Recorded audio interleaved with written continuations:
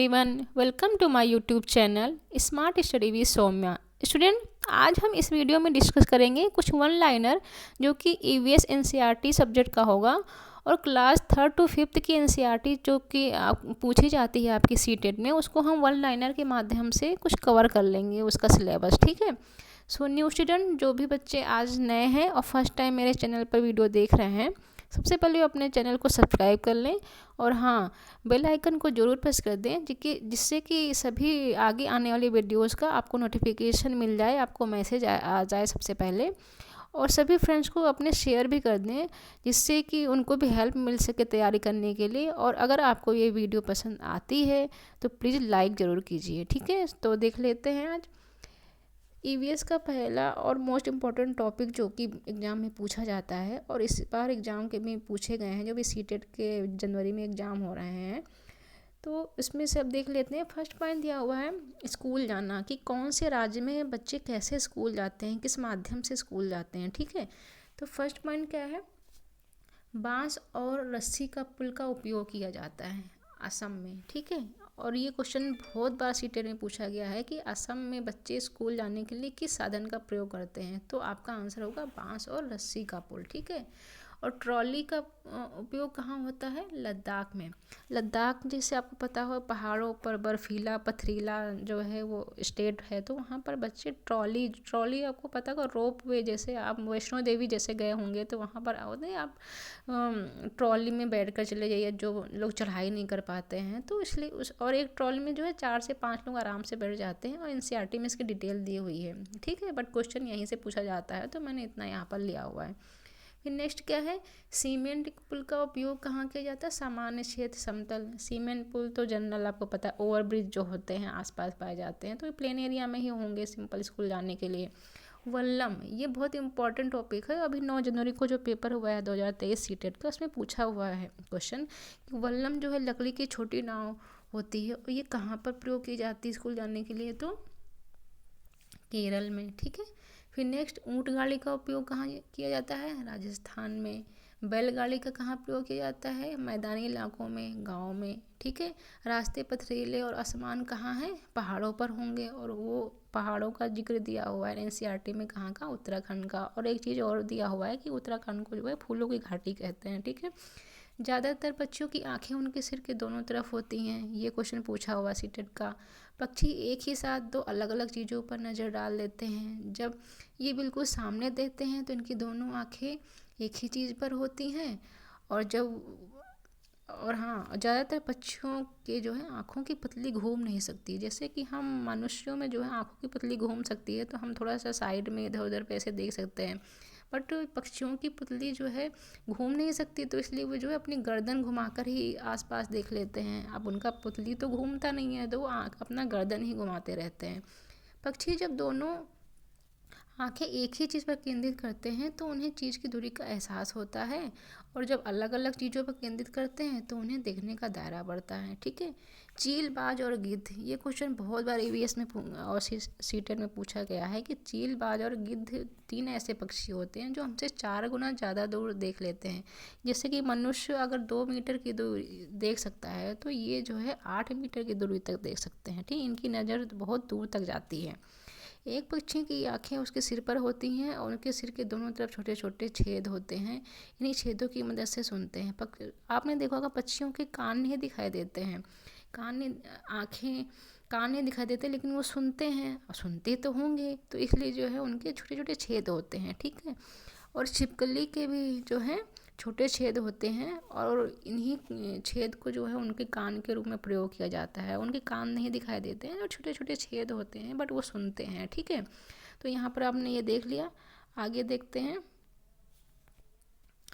मगरमच्छ के भी छोटे छेद जैसे कान होते हैं, उनके भी कान दिखाई नहीं देते, बहुत छोटे छोटे होते हैं। ठीक है, मगरमच्छ, और उन्हें आसानी से देख नहीं सकते हम। ठीक है, जानवरों पर अलग अलग पैटर्न आपने देखा हो, जैसे टाइगर है, शेर है, तो वो धारी धारी से जो आपको उनके शरीर पर दिखाई देता है ना, उनके बालों के कारण होती है, और चीटेट में ये बहुत बार पूछा गया क्वेश्चन है। ठीक है, तो आप याद रखिए।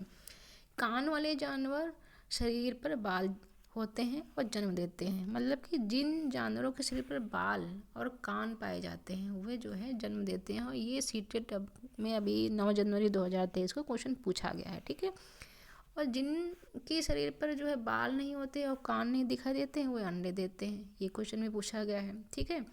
और हाथियों के बारे में जो ये अभी नेक्स्ट 4 से 5 पॉइंट दिया हुआ है, ये भी 9 जनवरी को सीटेट एग्जाम में पूछा गया है।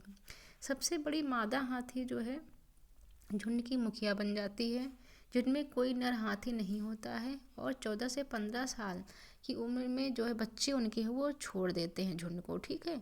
एक वयस्क हाथी एक दिन में 100 किलो पत्ते और टहनियाँ खा सकता है, ये क्वेश्चन में पूछा गया है। और हाथी दिन में केवल 2 से 4 घंटे सोता है। ये एक एक लाइन जो है आपके लिए एक एक क्वेश्चन बन सकता है, ये सभी चीज़ें आपको याद होनी चाहिए, ठीक है। कीचड़ हाथी की त्वचा को ठंडा रखता है। उसके बड़े कान जो है उसकी पंखों की तरह काम करते हैं और वे खुद को ठंडा रखने के लिए उन्हें फड़फड़ाते हैं। झुंड में 10 से 12 मादा हाथी और बच्चे होते हैं, ये याद रखना। अब आया खेजाड़ी वृक्ष के बारे में। तो खेजाड़ी जो है गांव है राजस्थान में, जोधपुर में है, ठीक है। लगभग 300 साल पहले इस गांव के लोगों ने इसे बचाया था। खेजाड़ी गांव के लोग क्या है, बिश्नोई कहलाते थे। खिजाड़ी का पेड़ ज़्यादा पानी के बिना बड़ा हो सकता है, तभी वो रेगिस्तान राजस्थान में पाया जाएगा, उससे ज़्यादा पानी की आवश्यकता नहीं होती है। ये फलियां देता है और कीड़ों से प्रभावित नहीं होता, इसमें कीड़े नहीं लगते हैं। बिहार, अब आगे जो है मधुबनी उसके बारे में, मुजफ्फरपुर के बारे में, मधुमक्खी के बारे में दिया है। ये क्वेश्चन में सीटेट में पूछा जा रहा है बहुत। बिहार के मुजफ्फर जिले के में बोचाचा गांव है। बोचाचा गांव कहाँ है, बिहार में, मुजफ्फरपुर जिले में, ठीक है। और मधुमक्खियाँ जो है अक्टूबर से दिसंबर तक अपने अंडे देती हैं। तो अंडे देने का समय मधुमक्खियों का सबसे अच्छा समय क्या होता है, अक्टूबर से दिसंबर। और ये क्वेश्चन बहुत बार सीटेट में आया हुआ है। प्रत्येक मधुमक्खी के छत्ते में एक रानी मधुमक्खी होती है जो अंडे देती है, ये भी इम्पोर्टेंट है। छत्ते में केवल कुछ नर होते हैं, छत्ते में अधिकांश मधुमक्खियाँ श्रमिक होती हैं, ठीक है। केवल जो रानी मधुमक्खी होती है वही अंडे देती है, बाकी नर मक्खियों का कोई ऐसा कोई खास काम नहीं होता है, ठीक है। श्रमिक के रूप में नर मधुमक्खियों का कोई विशेष भूमिका नहीं होती, ये हमने आपको पहले बता दिया कि नर मधुमक्खियों का कोई काम खास नहीं होता है। अब आगे देखते हैं ट्रेन के बारे में। कुछ ट्रेवल से जो थीम है ना EVS का, उससे रिलेटेड कुछ पूछा, उसमें आते हैं NCERT में कुछ पॉइंट दिए हुए हैं, उनको मैंने यहाँ पे शॉर्ट में लिखा हुआ है। ट्रेन जो है कच्छ गुजरात में गांधीधाम से शुरू होती है। गुजरात का खाना ये पूछा जाता है क्वेश्चन, क्या होता है, ढोकला, चटनी, नींबू चावल और मिठाई के साथ। इम्पॉर्टेंट पॉइंट है, याद रखिएगा। मडगांव कहाँ है, गोवा में।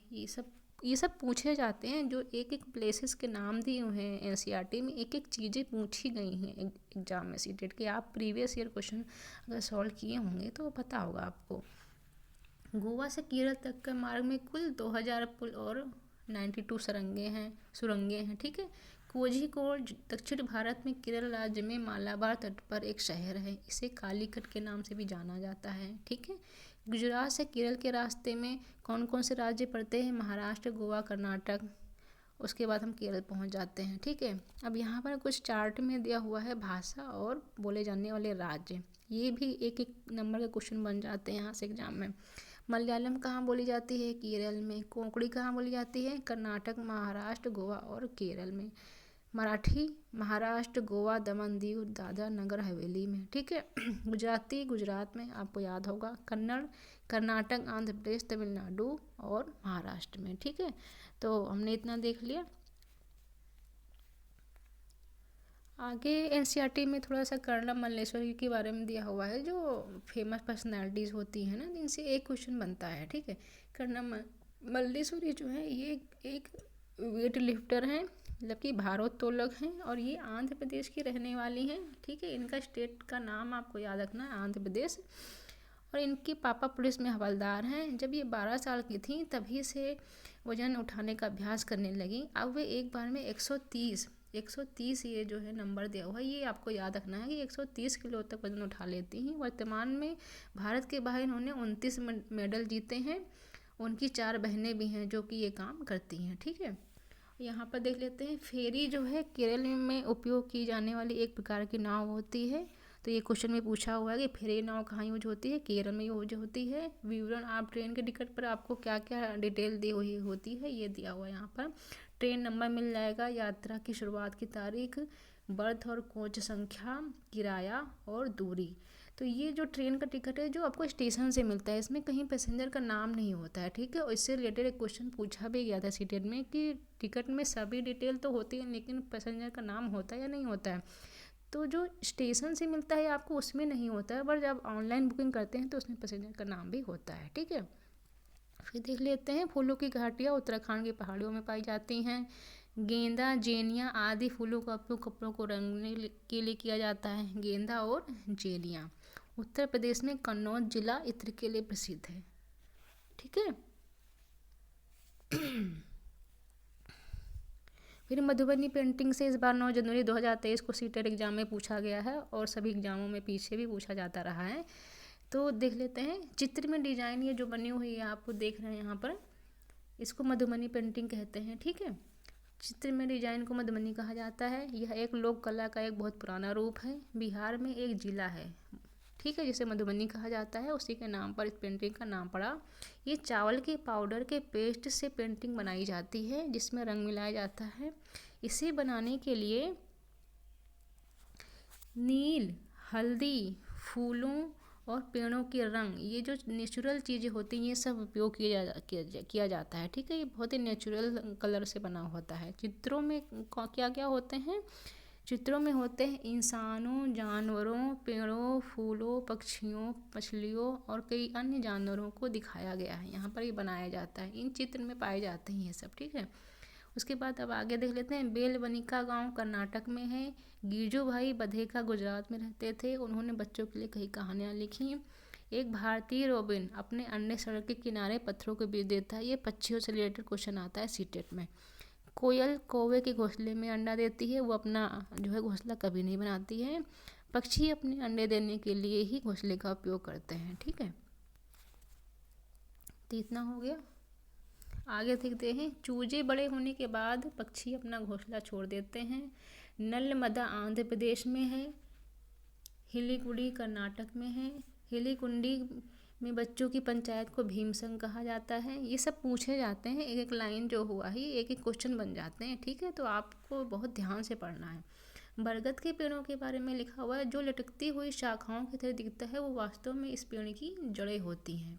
डेजर्ट ओक अभी पूछा गया था सीटेट में दिसंबर वाले में कि डेजर्ट ओक जो है रेगिस्तान ओक जो है कहाँ पाया जाता है, तो ये ऑस्ट्रेलिया में पाया जाता है। ओक के पेड़ की जड़ें गहराई तक जाती हैं और पेड़ जो है पानी पेड़ के तने में जमा हो जाता है, ठीक है। अब आगे देख लेते हैं। असम में चावल की नई फसल के अवसर पर बिहू उत्सव मनाया जाता है, ये भी पूछा गया क्वेश्चन है।